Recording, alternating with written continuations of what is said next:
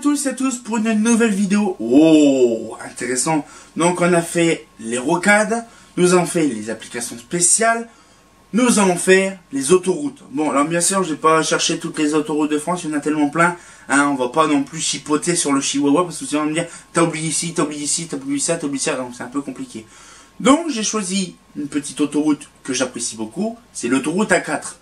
L'autoroute qui fait de Paris à Strasbourg. Voilà, c'est un peu connu. Hein. Donc du coup, j'ai pourquoi pas faire une petite vidéo là-dessus, ça serait intéressant.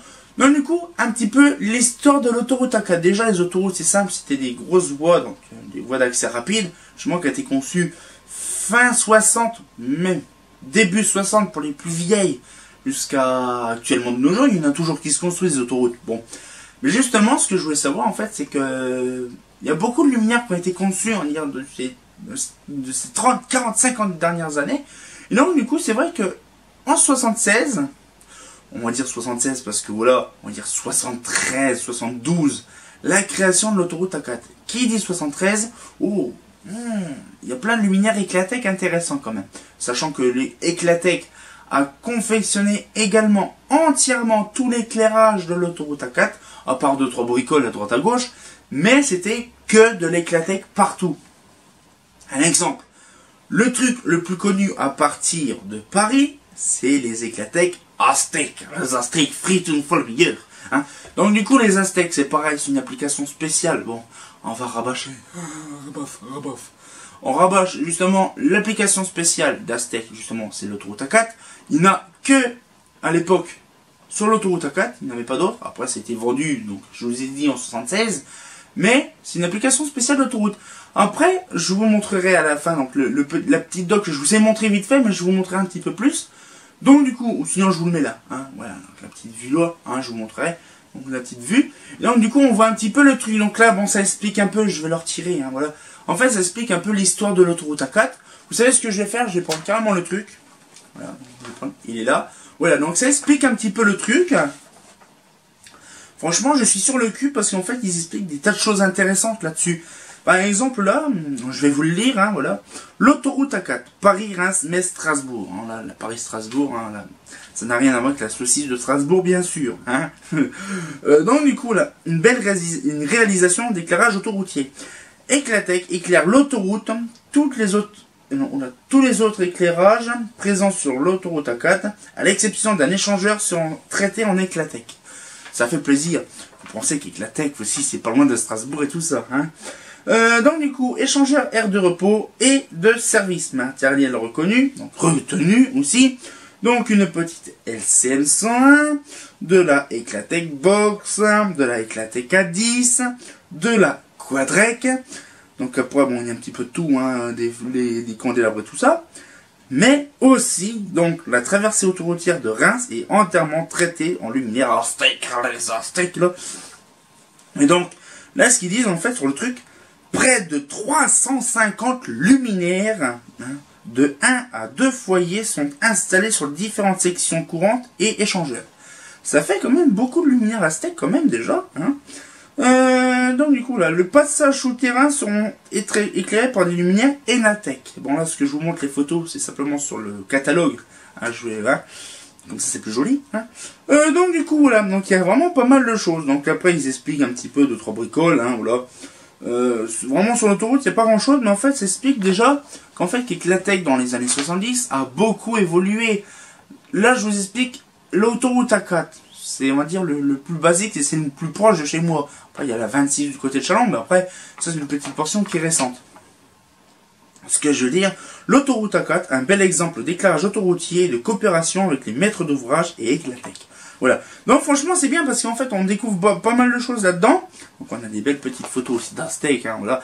Et donc, la parution date de octobre 75. Donc, c'est-à-dire que déjà, en octobre 75, on voit déjà les Aztèques de Paris de poser en octobre 75. Ça veut dire, allez, 74, le luminaire a été conçu par l'INPI. Hein. Donc c'est pareil, les petites photos toutes sympatoches de l'INPI avec des trucs intéressants. Donc on voit la version plus grosse et voilà, les versions un petit peu traditionnelles que je vous avais montré avec la Marina. Hein. Et donc du coup là ce qu'il fait c'est que vraiment il y a pas mal de choses dessus. Hein, parce que là je vous explique l'Aztec, mais c'est pareil pour la LCM et tout ça. Hein. Mais l'Aztec, c'est vraiment l'application spéciale de l'autoroute A4. Sachant qu'il y en a des autres après, il y en a des autres. Mais franchement, quand on voit les autoroutes, ça nous sert beaucoup. Hein. Quand même, il faut penser que là, actuellement, nous sommes en 2019. Et c'est intéressant d'avoir de l'autoroute. Parce que sinon, on se taperait toutes les petites nationales. Et au lieu d'aller faire 5 heures de trajet pour aller dans le sud, on se taperait dans les 12-13 heures de trajet. Hein. Bon, faut penser comment ça va bien. Puis les voitures, maintenant, vont plus vite qu'avant. Hein. Mais il y avait moins de voitures quand même qu'à l'époque, hein. C'est sûr, moi à l'époque, dans les années 70, il y avait beaucoup moins de voitures que maintenant. Mais ce que je veux dire qu'en fait, dans les autoroutes, on a un petit peu de tout, et c'est suivant aussi géographiquement où ça se situe. Là, l'exemple d'Eclatec, c'est l'autoroute A4, mais l'autoroute A1, on a aussi du Schrader. Il y a du Schrader, il y a du BBT, à mes connaissances. Après, du côté du sud, quand on va par exemple du côté de l'Ardèche, parce que j'ai aussi l'habitude d'aller dans l'Ardèche, mais on a par exemple des échangeurs avec des Austral, on a l'habitude avec du Mazda, hein, du Mazda solaire, avec la TXN, on a vraiment pas mal de choses, on va dire, diverses et variées, ou aussi de la Onyx, oui, on a un peu de Schrader, un peu de tout. Et en fait, c'est là qu'on voit quand même un peu la stupidité des gens, c'est qu'en fait, il y en a certains, ils éclairent les voies principales avec justement tel luminaire, ils éclairent d'une telle marque, ils éclairent les stations-service d'une autre marque, et les aires de repos d'une autre marque. Alors que chez eux, chez l'autoroute A4, c'est différent. Tout est éclairé en Eclatec. C'est-à-dire les aires d'autoroute, les stations essence, tout est éclairé. Sauf, bien sûr, 3-4 Girardins et Hall, tambour et machin qui se baladent en duel. Hein. Mais sinon, l'autoroute, c'est vachement bien parce qu'on voit, maintenant la plupart des lanternes sont dégagées, hein, comme sur la 86. Bon, ça c'est sur nos vidéos, c'est sur les rocades. Bon, la 86, c'est une autoroute, mais je l'ai mis dans la version rocade. Il faut penser quand même que les autoroutes dans les années 70, c'était nouveau. Il faut penser, c'est un peu comme la LGV, vous savez, les grandes lignes à haute vitesse de train. C'est pareil, quand on dit, oh, 360 machin, c'est bien, mais à l'époque, ça n'existait pas. Donc en fait, chaque année, chaque décennie, on a des nouvelles choses qui arrivent. Et même actuellement, nous avons toujours des autoroutes qui se construisent. Pas loin, au-dessus de Lyon, il y a une autoroute, donc une bonne partie d'autoroute, qui est justement repris pour notre autoroute. Donc après, je vous explique pas le bordel que c'est. Alors au début, c'était A1, A2, A3, A4, A5, c'était bien précis. Là maintenant, on est à A340, A375. Il y en a tellement plein des autoroutes. Et en fait, il y en a tellement plein qu'il y a plusieurs sociétés qui gèrent les autoroutes. Hein, il n'y en a pas qu'un ou deux, il y en a plusieurs, une bonne vingtaine. Sans compter qu'au plus, on a plusieurs sociétés qui gèrent la maintenance, qui gèrent tout ça, qui payent aussi les autoroutes. Bon, là, j'ai pas parlé non plus sur le principe théorique sur l'autoroute, c'est-à-dire les péages et compagnie. Là, c'est vraiment sur l'éclairage qu'on parle. Et actuellement, l'éclairage d'autoroute disparaît. Il faut l'avouer quand même. Par exemple, l'autoroute A4, les Aztèques, ils ne s'allument plus. Bon, ils sont déjà désinstallés depuis au moins 5 ans. Hein. On va dire la plupart des lanternes que j'ai connues, ou que je connais toujours sur l'autoroute A4, ou même sur les autres autoroutes, n'y y sont plus. Hein. Il y a aussi un autre truc, je viens de me rappeler actuellement, mais franchement, vous allez dire, bah oui, c'est évident, les lanternes qui sont sur du côté de Lyon, vous savez, les petits poteaux comme ça, où il y a les lanternes rocades. Justement, bon, on appelle ça rocade, mais c'est pas tout à fait une rocade. Quand on va au niveau du tunnel sous Fourvière, généralement au niveau du tunnel sous Fourvière, après c'est l'autoroute A7. Non, qui dit autoroute A7, c'est une autoroute, c'est pas une rocade. Donc du coup, c'est vrai qu'il y a des longueurs de lanternes rocade de chez Mazda. Oui, Mazda, voilà, c'est pas loin de chez Progelux et Lyon. Donc du coup, comme je disais, en fait, c'est voilà. Donc en fait, il y a des sociétés qui étaient, on va dire, régionales ou locales, qui ont participé à l'éclairage de leur société d'autoroute. Et donc du coup, c'est pour ça qu'on voit par exemple Eclatec, l'autoroute A4, Mazda, généralement sur l'autoroute de Lyon, des alentours de Lyon. C'est pour ça que généralement on voit de la Hasa, on voit de la Stelux, on voit de la Cosmolux, on voit donc la Rocade, on voit des trucs, même la Mazda JM, c'est pareil, c'est une lanterne, la Mazda JM, en photo, qui est là, bien sûr, voilà. Et donc du coup, on voit pas mal de choses. Hein, bon après, je vais pas tout vous montrer, hein, je vous dis ça, mais peut-être que je vous le mettrai pas. Il y en a tellement plein des photos sinon. Mais après voilà, la rocade aussi, bon là c'est la rocade, mais ça n'a rien à voir. Après, je vous explique un peu en gros comme ça, l'autoroute A4 pour moi c'est la première autoroute que j'ai connue quand j'étais gamin. Quand on allait à Reims, on prenait Épernay, direction Reims. Et voilà, donc à chaque fois on avait un truc intéressant. Mais franchement, quand on est gamin, quand on voit la première lanterne de sa vie de l'autoroute, la steak frite la meilleure.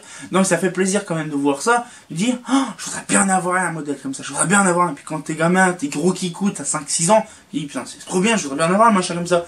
Et puis le jour, tant attendu, au moins une dizaine d'années après, c'est là qu'on te dit, mon pin-pin, je t'ai ramené des lanternes d'autoroute. Oh. C'est quoi, j'en sais rien. Ouais, mais c'est des lanternes triangulaires qui viennent de l'autoroute de Reims. Et ça, quand on monte des photos, puis que là, je vois officiellement des Aztèques de l'autoroute A4 de Reims, en photo, dans la cour de chez mon pote. Je vous dis, c'est une fierté. Donc du coup, vous voyez, c'est en fait, moi l'Aztèque, pour moi l'Aztèque, le luminaire Aztèque en question, c'est un luminaire phare de Reims, de l'autoroute de Reims. Bon, ils ont été installés, je vous dis, il y a à peu près 5 ans. Mais j'ai beaucoup de photos que moi, Hugo, donc feu routier, qui avait fait à l'époque des photos aussi de Reims, avait justement ces machins. Alors je vous garantis, c'est pareil à la base, je voulais récupérer des Aztèques doubles.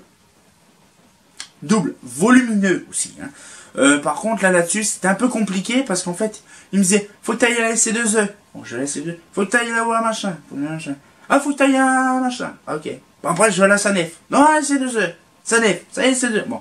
C'était le merdier. Donc, du coup, là, j'ai pas pu récupérer. C'est vraiment dommage. J'aurais bien, peut-être, je ne sais pas, peut-être, pourquoi pas, cette année, avoir, c'est un challenge, hein, je vous dis, là, on est quand même début février, pourquoi pas, dans le courant de l'année, récupérer une Aztèque double foyer. Ça sera vraiment très intéressant. Donc on en reparlera peut-être plus tard. Hein. Si vraiment j'ai l'occasion d'une Aztèque double foyer, je ferai une vidéo. Ça c'est officiel. Ça c'est sûr. Mais franchement, quand je vois actuellement, on va dire, des trucs très intéressants qui sont arrivés, ça ferait vraiment plaisir.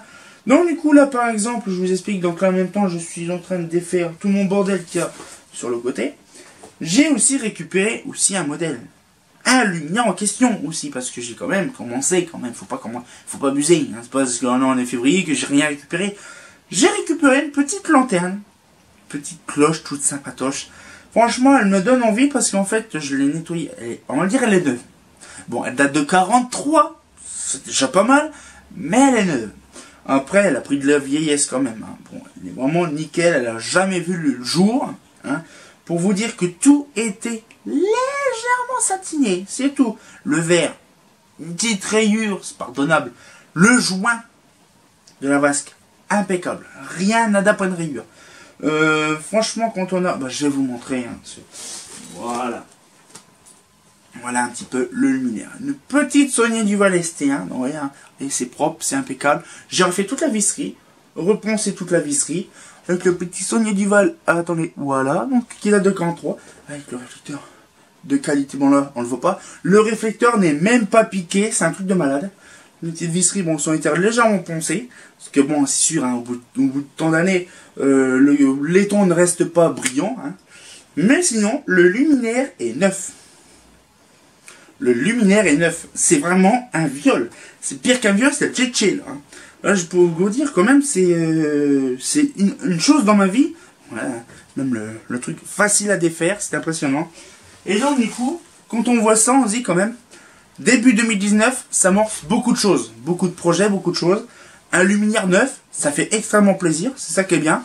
Donc du coup, là, on va peut-être se laisser comme même là-dessus, parce que sinon, on va se rabâcher les mêmes choses, et puis ça va être long. On va choper une crise de foie, c'est pas le but du jeu. Hein. Bon, surtout que moi, j'en ai failli en avoir une déjà en début d'année avec les chocolats. Hein. Oui, quand on voit que j'avais 2 boîtes et qu'il me reste plus grand-chose. Hein, oh, allez, pour la route. Hein. Franchement, ça fait plaisir. Donc, cette fois-ci, on sort. Tiens, au courant pour une nouvelle vidéo. Bon, je sais ce qui va être la prochaine, mais le prochain aussi, ça va être un autre truc. Donc, on sort en courant pour une nouvelle vidéo. Bah...